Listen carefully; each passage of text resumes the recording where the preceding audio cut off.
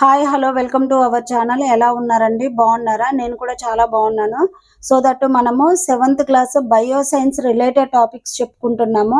Present అయితే bio science related topics చెప్పుకుంటున్నాము. ఎందుకనంటే నేను ఎస్ఏ బయో సైన్స్కు గురుకులకు కూడా ప్రిపేర్ అవుతున్నాను కాబట్టి నాకు రిలేటెడ్ టాపిక్స్ చెప్తున్నాను. టెట్ వచ్చినాక అన్నీ చెప్పుకుందామండి. ప్రజెంట్ అయితే ఇప్పుడు ఓన్లీ బయో సైన్స్ రిలేటెడ్ టాపిక్సే. సో వీడియోలకు వెళ్ళే ముందు లైక్ చేసి సబ్స్క్రైబ్ చేయండి, బద్దకించకండి.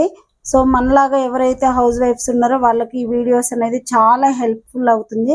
సో స్కిప్ చేయకుండా వీడియో చివరి వరకు చూడండి. అయితే ఇక్కడ లెసన్లోకి వెళ్ళిపోదాము. ఈరోజు విత్తనాల ప్రయాణం చూద్దాం. విత్తనాలు ఒక ప్లేస్ నుంచి మరొక ప్లేస్కి ఏ విధంగా ప్రయాణం చెందుతాయి. ఫర్ ఎగ్జాంపుల్ ఒక ప్లేస్లోనే మొక్క పెరుగుతుంది, అక్కడ మాత్రమే మనం చూసిన మొక్కను మరి వేరొక ప్లేస్లో కూడా చూస్తాము. అసలు ఏ విధంగా వెళ్తుంది, అక్కడికి ఎలా ప్రయాణం చెందుతుంది అనేది ఈ లెసన్ యొక్క ఉద్దేశము. సో ఇందులో ఎంత ఇంపార్టెంట్ ఏం లేదు, జస్ట్ ఓవరాల్గా చదవచ్చు. అంటే విత్తనాలు ఎందుకు వ్యాప్తి చెందుతాయి అనేది ఇక్కడ ఇచ్చిండు.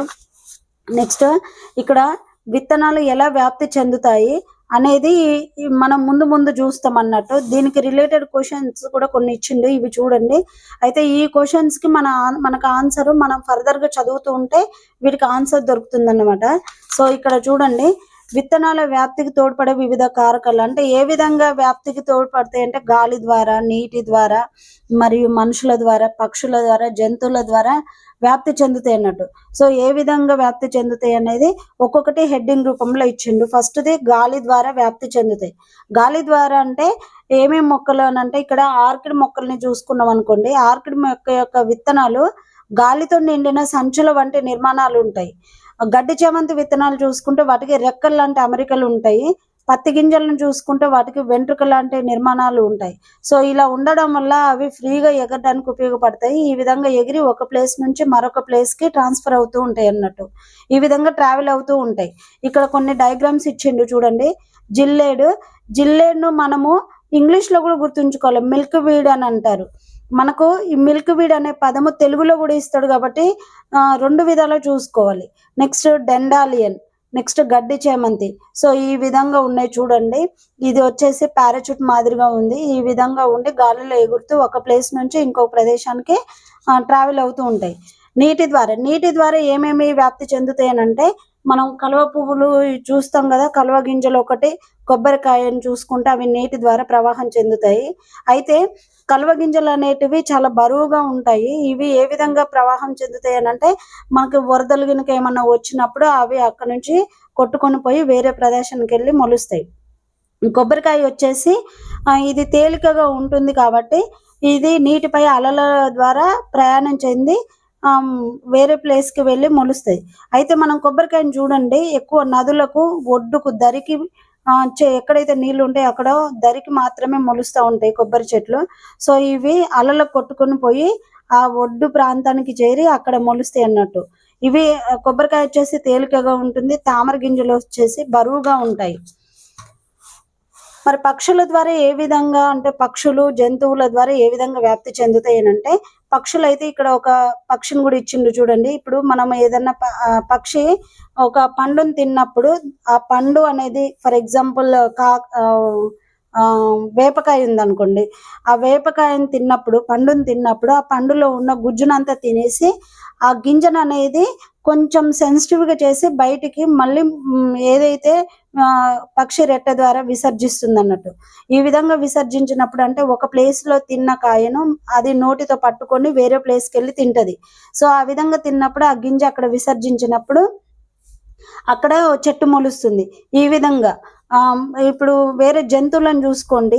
ఇక్కడ ఒక కుక్క డయాగ్రామ్ ఇచ్చిండు. నాట్ ఓన్లీ కుక్క, ఆవు, గేదె ఏది చూసుకున్నా అవి గడ్డి మేయడానికి పోయినప్పుడు ఏమవుతుందంటే అక్కడ కొన్ని కాయలు ఉంటాయి. ఏంటి అవి? తేలుకొండి కాయలు.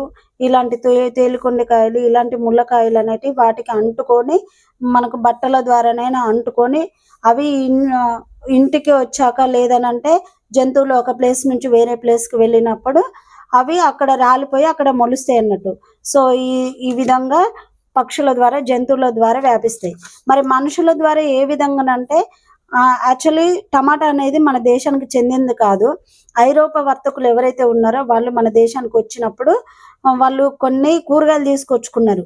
టమాటో, గోబీ పువ్వు, జామ, పియర్ మొదలైనవి వాళ్ళతో పాటు తీసుకొచ్చుకోవడం వల్ల అవి వాళ్ళ దేశం నుంచి మన దేశానికి వచ్చి ఇక్కడ మొలిసాయి. సో ఈ విధంగా ట్రావెల్ అయినాయి. ఇంకా చెరుకు గడ వచ్చేసి చూడండి, చెరుకు గడ యాక్చువల్గా మన దేశంలోనే పండుతుంది. అలాంటిది మన దేశం నుంచి ఇప్పుడు అన్ని దేశాలకు స్ప్రెడ్ అయిపోయి అన్ని దేశాల్లో పండుతుంది. సో ఈ విధంగా అంటే మనము విమానాల ద్వారా లేదనంటే ఇంకా స్టీమర్ల ద్వారా అంటే ఓడల ద్వారా ఒక ప్రదేశాన్ని నుంచి ఇంకో ప్రదేశానికి ప్రయాణం చెందినప్పుడు అప్పుడు మన ద్వారా తీసుకుపోయిన ఏదైతే ఆహార పదార్థాలు ఉంటాయో వాటిలో ఉన్న గింజలు అనేది అక్కడ పడి మొలవడము, ఈ విధంగా చెట్లు మొలుస్తాయి అన్నట్టు. ఇంకొకటి ఇక్కడ ఇచ్చింది చూడండి, ఫలాలు పేలడం వల్ల కూడా విత్తనాలు వ్యాప్తి చెందుతుంది.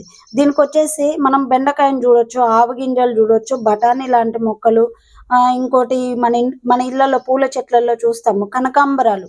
సో ఇవేంటి అంటే కొంచెం నీళ్ళ తడి తగలగానే అవి పేలిపోతాయి. ఇట్లా పేలిపోయి ఆ గింజలు అనేది స్ప్రెడ్ అయిపోతాయి, అక్కడక్కడ స్ప్రెడ్ అయ్యి ఈ విధంగా కొత్త మొక్కలు అనేది మొలుస్తాయి అన్నట్టు. సో ఇది వచ్చేసి మనకు విత్తనాలు అనేది ఏ విధంగా ప్రయాణం చెందుతాయి అనేది. సో ఇది ఓవరాల్గా అయితే ఈ విధంగా ఉన్నది. ఇక్కడ చూడండి గురువింద గింజలు, ఈ గురువింద గింజలు కూడా పేలిపోయి అవి ఒక ప్రదేశం నుంచి ఇంకో ప్రదేశంలోకి ఇట్లా పేలడం వల్ల ఎక్స్పాండ్ అయిపోయి కొత్తగా మొలుస్తాయి అన్నట్టు. ఇక్కడ చిన్న బాక్స్ ఇచ్చిండు చూడండి, గాలి ద్వారా, నీటి ద్వారా, జంతువుల ద్వారా, పక్షుల ద్వారా, మానవుల ద్వారా, ఈ ఇతర అంటే ఇంకా వేరే వేటి ద్వారా వ్యాపిస్తాయి అనేది ఇక్కడ ఒక చార్ట్ బాక్స్ ఇచ్చిండు. సో నేను రాశాను. బట్ ఏంటి అని అంటే మీరు ఈ లెసన్ అంతా చదివి వీటికి మీరు ఇక్కడ ఆన్సర్ రాయండి. మీకు చదివినప్పుడు ఇక్కడ ఆన్సర్ పెట్టగలుగుతారు. సో మనకి ఎగ్జామ్లో ఈజీగా అవుతుంది. సో ఒకసారి చార్ట్ నేను చదవగలుగుతాను, కానీ మీరు చదివి మీరు ఈ లెసన్లో నుంచి ఇక్కడ ఆన్సర్స్ రాయండి, అప్పుడు మీకు వచ్చినట్టుగా ఉంటుంది. ఓకేనండి, థ్యాంక్ యూ సో మచ్.